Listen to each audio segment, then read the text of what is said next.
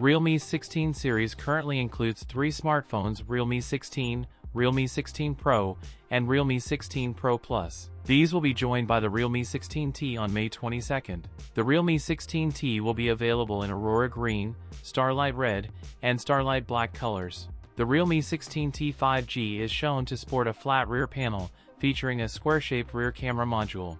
A dual rear camera system, along with an LED flash and a selfie mirror, appears inside the camera island on the back. That 8000 mAh battery will be packed inside the 16T's 8.8mm slim body, with support for 45W wired charging.